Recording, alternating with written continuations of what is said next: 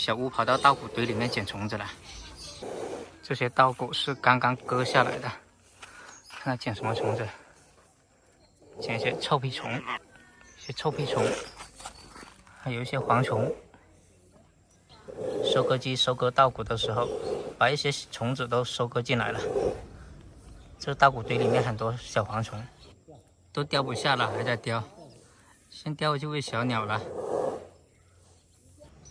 它叼回去喂小鸟了。看，现在都18点40分了，还这么大的太阳。小乌在捉虫子呢，它在捉菜虫呢。眼睛睁大一点。小乌认真找虫子的时候，好帅啊！来，我赶出来，你来捉。看，它就跟着我。嘿，捉住一只，都是很嫩的这种。来，给你捉住一只啊！诶，它这只还捉了一只，看，捉了一只大蝗虫呢。哎，这吃掉了，不叼回去喂小鸟啊？可能它也饿了。先把这只填饱了，再叼回去喂小鸟。1、2、3，哎，来，看到没有？还有一只小螳螂。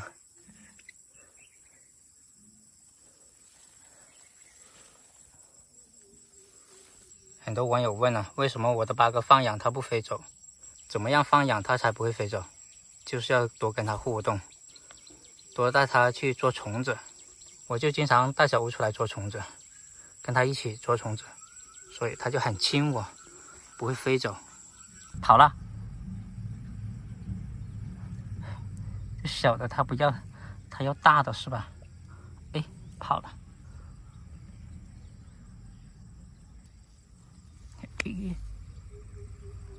怎么又放跑了呢？嗯，给你，叼去喂小鸟。它不要啊，它不要，我拿回去喂小鸟。你不捉虫子，跑到我手上干嘛？抢吃的。来地里摘了一点葱花，拿回去煮菜。看这个太阳还好大。现在是一长夜短，鸟宝宝快出窝了，它老是蹲在窝门口等小乌叼虫子回来喂。有虫子要不要？哎呦，它还是有点害怕我。又跑进去了。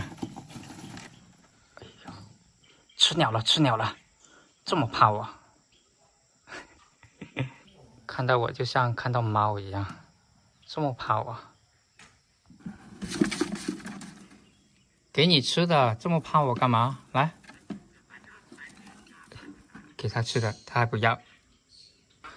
来，出来，看到没有？有鸟妈在这里。小乌叼什么东西回来了？